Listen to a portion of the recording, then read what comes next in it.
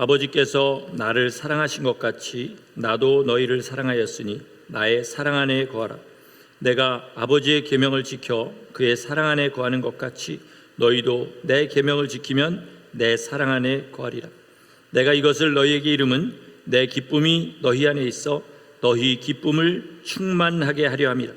내 계명은 곧 내가 너희를 사랑한 것 같이 너희도 서로 사랑하라 하는 이것이니라. 사람이 친구를 위하여 자기 목숨을 버리면 이보다 더 큰 사랑이 없나니 너희는 내가 명하는 대로 행하면 곧 나의 친구라. 아멘. 여러분, 라면 좋아하십니까? 아마 대부분 우리 한국 사람들은 라면을 좋아하는 것으로 알고 있습니다. 우리가 먹는 그 인스턴트 라면은 일본의 안도 모모후쿠라는 사람이 만들었습니다. 이 사람이 컵라면도 만든 후에 10년 후쯤 다시 개발했다고 해요. 근데 이분은 가난해서가 아니라 라면을 너무 사랑해가지고 매일 하루도 안 빠지고 한 끼씩 라면을 먹었다고 합니다. 그래서 결국은 그 부작용으로 죽고 말았습니다. 97세.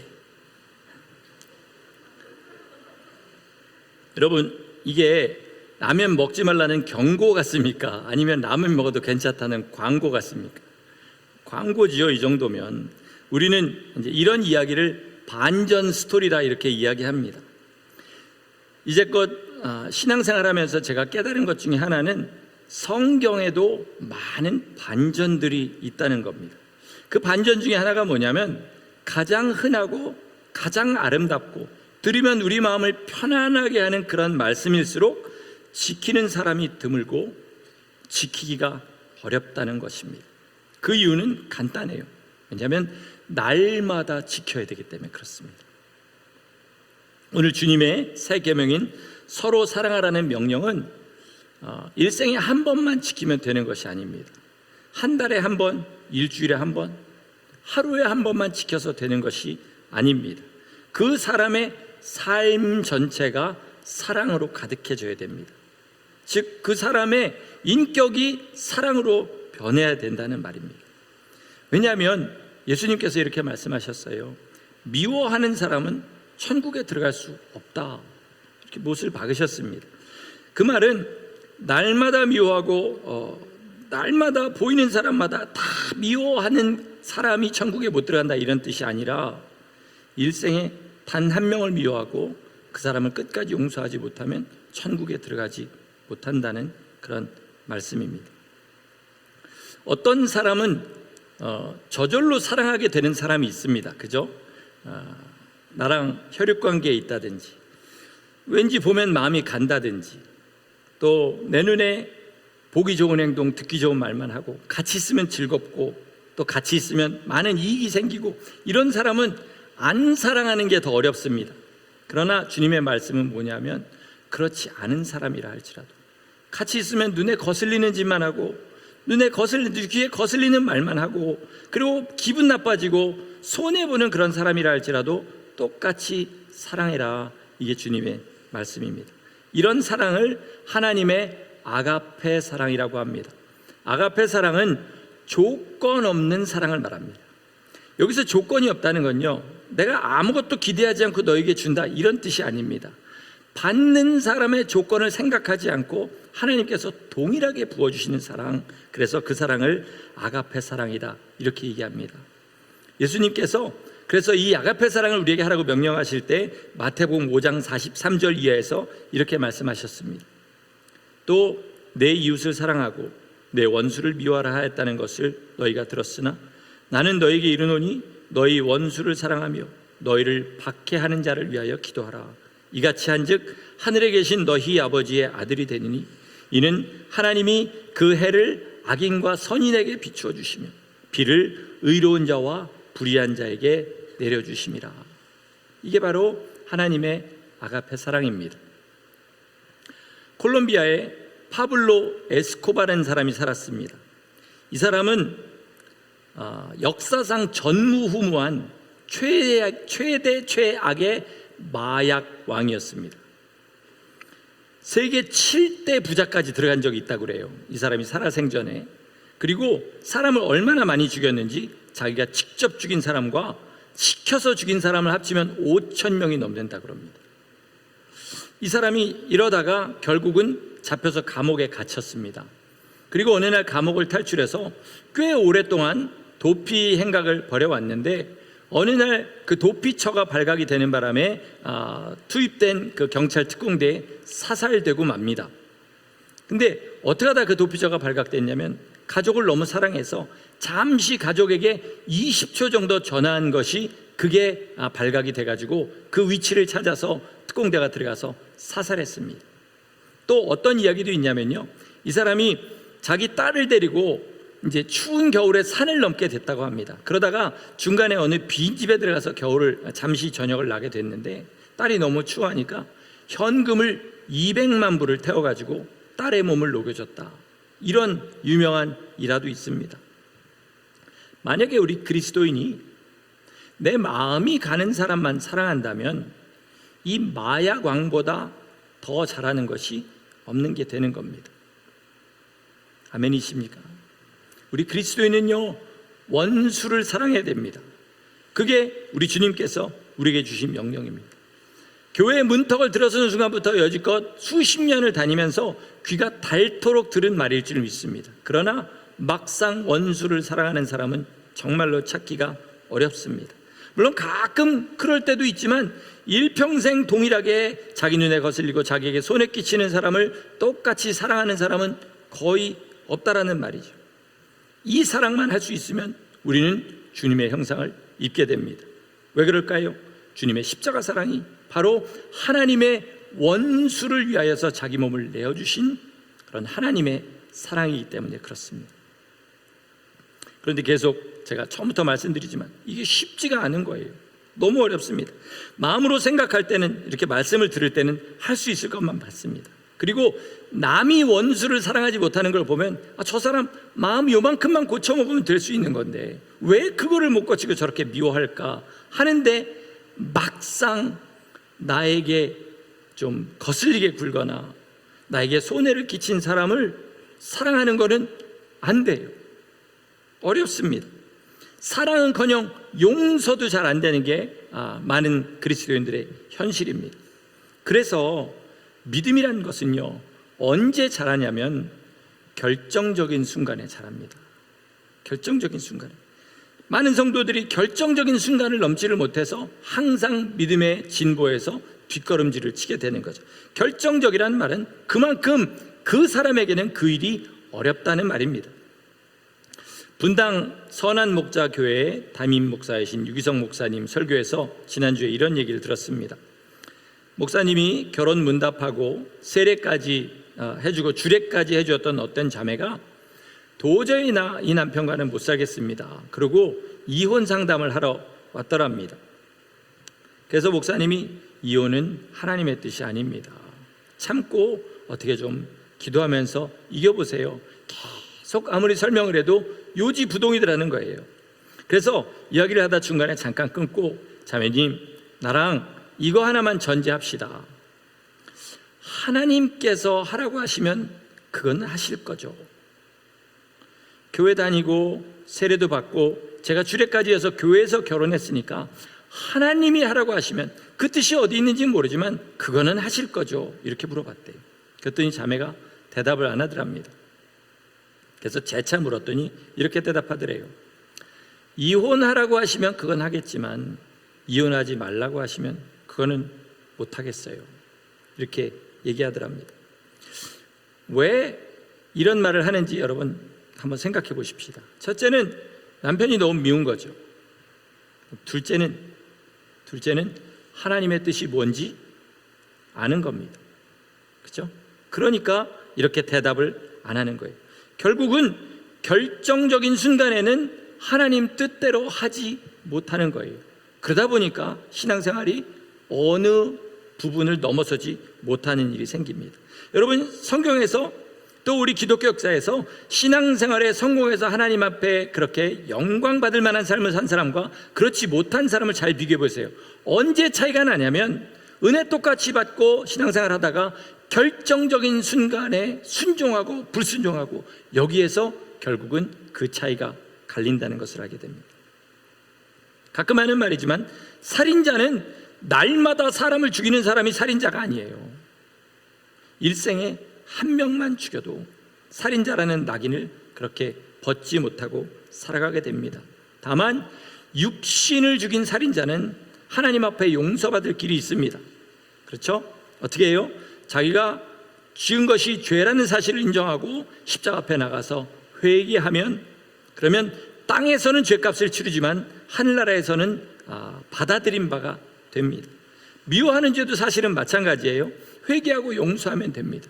그런데 육신에 살인하는 것은 두려워하지만 마음으로 미워하는 것은 두려워하지 않아요. 왜요? 육신의 살인은 눈에 보이는 벌이 있고 마음의 살인은 눈에 보이는 벌이 없기 때문에 그렇습니다. 그런데 그래서 만약 용서하지 못하면 뭐예요? 이 사람은 주님의 말씀을 안 믿는 사람인 거예요. 복음을 선택적으로 수용하는 거죠. 자기가 좋아하는 거는 받아들이고 좋아하지 않는 거는 쳐내버리는 겁니다. 왜요? 주님은 분명 우리 죄를 위해 십자가에 달려 돌아가신다고도 말씀하셨지만 내가 만약 미워하면, 용서하지 않으면 하늘 아버지께서도 너를 용서하지 않을 것이다 라고 말씀하셨기 때문입니다. 아마 모든 세상의 목회자들이 최소한 1년에 한 번 아니면 평균 2번 정도는 이 미움과 용서에 관한 설교를 할 겁니다. 왜 그럴까요? 미움은 우리의 모든 믿음을 다 캔슬해 버리기 때문에 그렇습니다. 아무리 열심히 믿어도 미워하면 없던 것이 돼버리는 거예요. 그렇게 무서운 것이기 때문에 미움은 믿음이 자라고 안 자라고의 문제가 아니라 사느냐 죽느냐의 문제이기 때문에 항상 이것에 대해서 다시 한번 경계하고, 그리고 미움이 있다면 용서하라고 그렇게 설교로 권면하는 것입니다. 이 점을 일평생 잊지 마시고 미움을 도구로, 독 중에서 가장 극악한 도구로 여기시고 미움이 들어올 때 빨리 용서할 수 있는 그런 성도들 되시기를 간절히 부탁드립니다. 그런데 용서만 하고 끝나는 것은 그저 최악만 면하는 겁니다. 용서하는 것에 대한 상급은 없어요. 그냥 다시 제로로 돌아오는 겁니다. 상급은 어떨 때 하나님이 상급을 주실까요? 사랑할 때 상급을 주십니다. 사랑할 때. 그러니까 멸망의 구렁텅이에서 나오는 것이 용서라면 하늘의 상급을 쌓는 것이 사랑이라는 것입니다. 용서했으면 반드시 사랑해야 되는데 하나님이 원하시는 사랑은 뭐냐면 남의 죄와 슬픔을 담당하는 사랑입니다. 자기 십자가를 지라는 뜻이 바로 그 뜻이에요. 예수님이 지신 십자가가 뭡니까? 보라, 세상 죄를 지고 가는 하나님의 어린 양이로다. 주님이 등에 지신 십자가는 세상의 죄와 슬픔과 저주였어요. 그러면 너희가 각자 자기 십자가를 지라는 말은 뭐예요? 내 주위에 있는 사람들, 내 눈에 보이는 사람들을 위해서 그 사람들을 위해 그 사람들의 죄를 담당해주고 그 사람들을 위해 정말 시간을 내고 힘을 내서 기도하고 권면하고 그리고 그 사람들을 도와주는 그런 삶을 살라는 거죠. 그게 바로 십자가를 지는 삶입니다. 그냥 막 남편이 십자가야 뭐 이런 소리 하지 마시고 다 십자가입니다. 다 십자가예요. 아담이 선악과를 먹었지 않습니까? 이거를 생각하면 사람들이 그저 하와는 여우 같은 그리고 아담은 미련한 이렇게 생각합니다. 왜요? 하와가 유혹당하는 것은 자세하게 그렇게 다 나와 있는데 아담이 선악과를 먹는 장면은 뭐라고 나오냐면 하와가 먹고 아담에게도 주니 먹은지라. 얼마나 줏대없어 보입니까? 그죠? 주니까 먹은 거예요. 그런데요, 아담이 그렇게 줏대없고 미련한 그런 사람이 아니었어요. 하나님께서 처음으로 당신의 호흡을 불어넣어서 만드신 피조물입니다. 하나님의 지혜와 하나님의 그 마음을 그대로 가지고 있는 아주 현명한 사람이었습니다. 그렇지 않겠습니까? 그 에덴 동산에 있는 모든 짐승들의 이름을 다 짓고 하나도 잊어버리지 않고 그걸 부를 만큼 머리도 좋은 사람이었어요. 하나님이 무슨 말씀을 하셨는지 다 알았고 다 이해했습니다. 어느 날 하와가 저 멀리서 나타나는데 보니까 손에 무슨 열매 하나가 쥐어져 있습니다. 보는 순간에 가슴이 철렁 내려앉죠. 그게 하나님이 먹지 말라고 하신 그 열매였던 거예요. 하와가 말합니다. 아담, 나 이거 먹었는데 안 죽었어. 그리고 눈이 밝아졌어. 당신도 하나 먹어봐. 아담의 머리에 분명히 이 말이 스쳤을 거예요. 이것을 먹는 날에는 정령 죽으리라. 그리고 아담은 하나님이 절대로 허튼 말을 하는 분이 아니라는 사실을 알고 있었습니다. 그는 알게 된 거죠. 하와가 죽게 되는구나. 내 살 중에 살, 뼈 중에 뼈인 하와가 죽게 되는구나. 그걸 혼자서 죽는 것을 볼 수가 없어서 아담이 그 선악과를 먹은 겁니다. 여러분, 제가 지금 이 스토리를 각색했다고 생각하지 마시기 바랍니다. 왜냐하면 로마서 5장에 보면 뭐라고 얘기냐면 아담은 오실자의 표상이다, 이렇게 얘기해요. 아담과 하와의 관계는 예수 그리스도와 교회의 관계다, 이렇게 에베소서에서 또 얘기합니다. 그러니까 예수 그리스도의 옆구리에서 교회가 나왔습니다. 예수 그리스도께서 교회를 위하여 자기 몸을 내어주셨어요. 그러니까 아담이 선악과를 먹은 것은 몰라서가 아니라 하와의 죽음과 함께하기 위해서 자기를 내준 겁니다. 이게 바로 아담이 오실 자의 표상이라는 거예요. 예수 그리스도께서 우리와 함께 죽음을 경험하시고 그리고 우리와 함께 부활하시려고 자기 몸을 내주신 것, 이게 바로 뭐냐면 남의 죄를 담당하는 주님이 기뻐하시는 사랑인 줄 믿으시기 바랍니다. 마태복음 25장 31절 이하에 보면 이제 양과 염소를 가르는 주님의 심판 얘기가 나옵니다.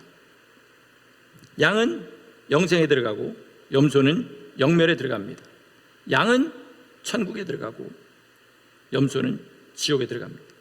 그런데 거기 보면 예수님이 양과 염소를 가르칠 때 예수님을 믿었냐 안 믿었냐 이걸 물어보지 않으시고요, 내가 줄일 때 너희가 먹을 것을 주었고 목마를 때 마시게 하였고 나그네 되었을 때 영접하였고 헐벗었을 때 옷을 입혔고 병들었을 때 돌보았고 옥에 갇혔을 때 와서 보았느니라, 이렇게 말씀하셔요. 언제 우리가 그런 일을 했습니까? 언제 우리가 그런 일을 안 했습니까? 물어봤더니 예수님께서 지극히 작은 자 하나에게 한 것이 곧 나에게 한 것이고 그들에게 하지 않은 것이 내게 하지 않은 것이다, 이렇게 말씀하셨어요. 이 말씀은요, 그런 일만 하면 예수 안 믿어도 구원받는다 이런 뜻이 절대로 아닙니다. 어떻게 들으셔야 돼요? 예수님을 믿고 구원받은 사람은 그 삶에 반드시 이런 열매들이 나타난다는 뜻입니다. 내가 정말 예수 믿고 구원받았나 구원받지 않았나 이거를 확인해 보고 싶으시면 내 삶에 가난하고 불쌍하고 소외된 사람들을 어떻게 생각하고 어떻게 그들을 섬기는지를 보면 알 수 있습니다. 구세군 잘 아실 줄 믿습니다. 이제 12월이 가까우면 빨간 냄비 들고 딸랑딸랑 하시는 분들이죠. 지금은 구세군이 많이 변질됐다고 합니다. 그런데 영국에서 구세군이 처음 시작할 때는 진짜 문자 그대로 십자가의 군대였습니다. 그 구세군을 처음 시작한 분이 윌리엄 부스라는 목사님인데 이분은 원래 감리교 목사님이었어요. 그런데 자기가 거리에 나가서 이 불황자들, 알코올 중독자들, 가난한 사람들 전도에다가 교회에 데려가서 그렇게 같이 예배를 드리면 교인들이 싫어하는 거예요. 냄새 난다고 막 인상을 찌푸리고 목사님한테 와서 항의하고 이러는 겁니다. 그래서 거기에 염증을 느낀 나머지 감리교를 떠나게 되고요, 그리고 구세군을 시작하게 됩니다. 그래서 이 윌리엄 부스 목사님의 별명은 구세군의 아버지입니다. 이분의 부인이 캐서린 부스라는 분인데 이분의 별명은 뭘 것 같습니까? 구세군의 어머니입니다. 이게 촌수를 따져서 구세군의 어머니가 된 게 절대 아니에요. 뭐냐면 이분은 젊었을 때부터, 결혼하기 전부터 믿음이 나와 같고 세상에 대한 가치관이 나와 같은 사람, 난 그 사람과 결혼하기를 원하는, 하나님 앞에 간절히 기도해서 만난 사람이 윌리엄 부스 목사님인 거예요. 그래서 둘이 믿음이 쌍둥이 같은 거예요. 이 캐서린 부스 여사도 하여튼 목숨 바쳐서 가난한 사람들 섬기고 복음 전하고, 그리고 여자가 설교할 수 없었던 그 시대에 단에 올라가서 설교하면 사람들이 정말로 뒤집어지고 회개하는 그런 역사를 나타나게 하는 그런 믿음의 여장부였던 것입니다. 이 캐서린 부스가 12살 때 일이에요. 동네에 유명한 불황자 한 명이 그동안 별의별 짓 다 하다가 결국은 큰 죄를 저질러서 경찰에 붙들려 가게 됐습니다. 동네 사람들이 막 손가락질하면서 비웃고 잘 됐다고 할 때 12살의 캐서린 부스가 그 옆에 걸어가면서 이렇게 얘기합니다. 아저씨, 저 경찰서까지만이라도 내가 아저씨랑 같이 걸어가 줄게요. 이렇게 얘기를 하는 거예요. 그랬더니 그 불황자가, 그동안 그렇게 악하게 살던 그 불황자가 눈물을 흘리면서 고맙다, 너는 정말로 예수님 같은 사람이구나 라고 그렇게 눈물을 흘렸다는 이야기가 있습니다. 여러분, 이게 남의 죄를 담당하는 겁니다. 다른 사람이 손가락질하고 외면하는 사람 위로해주고 같이 해주는 거예요. 아무데도 손 벌릴 데 없어가지고 혼자 오는 사람이랑 같이 울어주는 겁니다.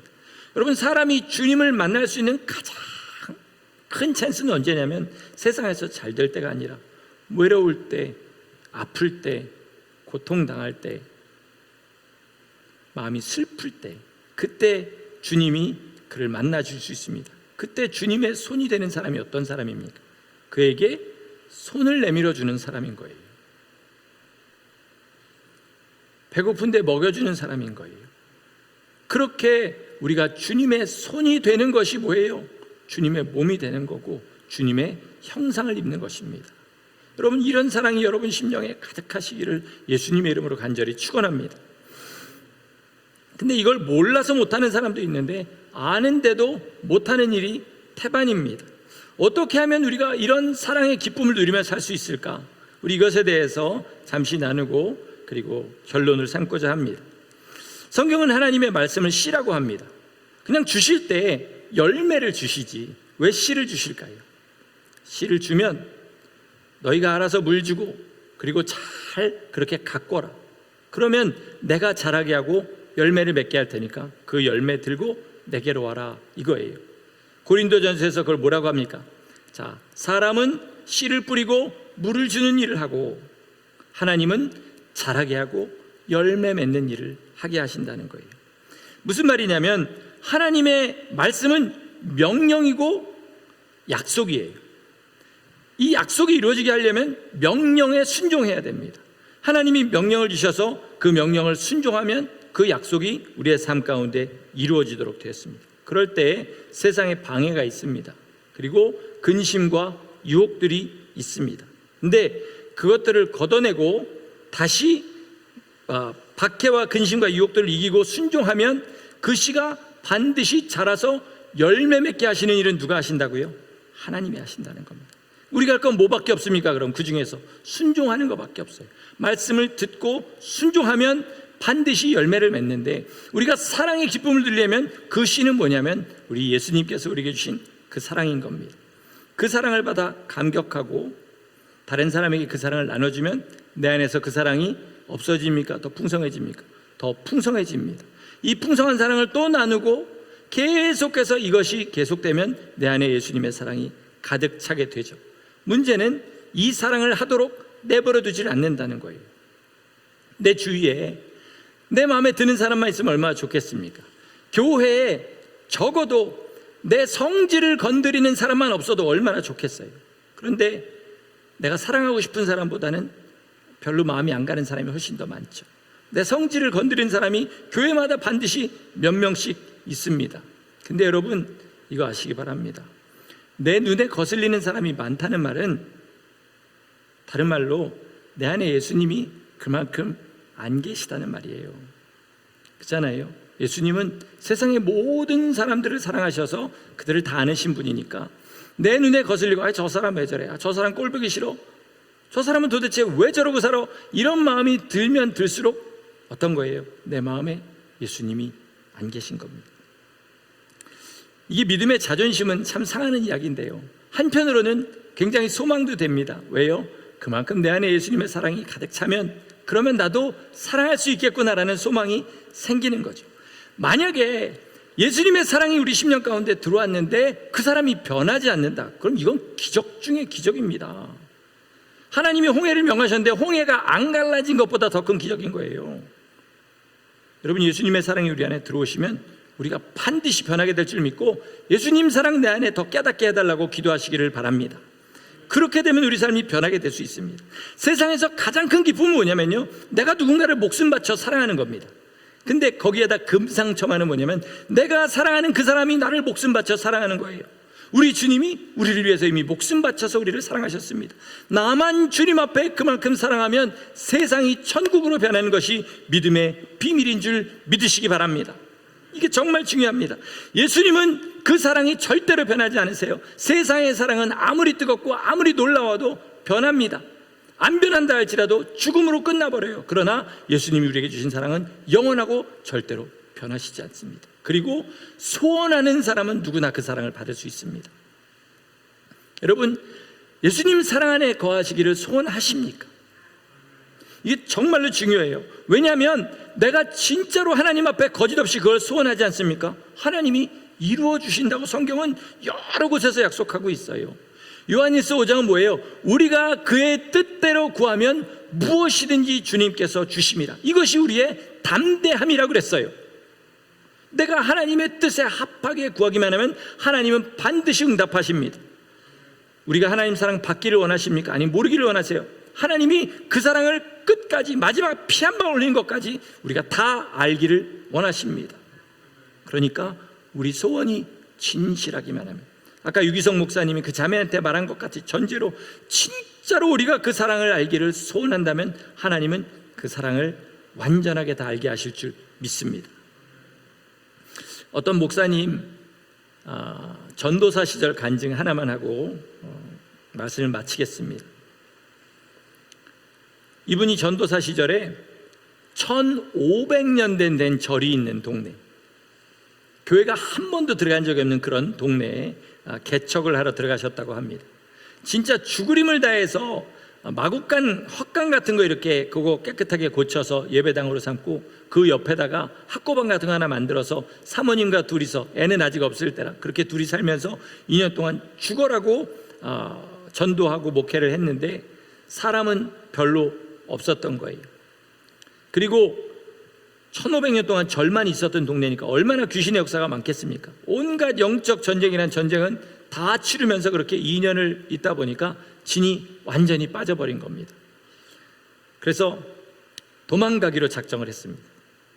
사모님 먼저 친정에 보내버리고 어느 날 이제 난 도망가겠다 작정을 했는데, 밤에 도망가자니 목사가 야반 도주하는 것 같아서 그건 못하겠더래요. 그래서 새벽 기도 마치고 떠나자, 그렇게 해서 새벽 기도를 딱 마치고 6시쯤 되었는데 밤새 싸놓은 그 짐가방 2개를 문 앞에 이렇게 놓고 성전을 이렇게 보면서 떠날 준비를 하는데 하나님께 인사는 드리고 가야겠다, 그런 생각이 들더랍니다.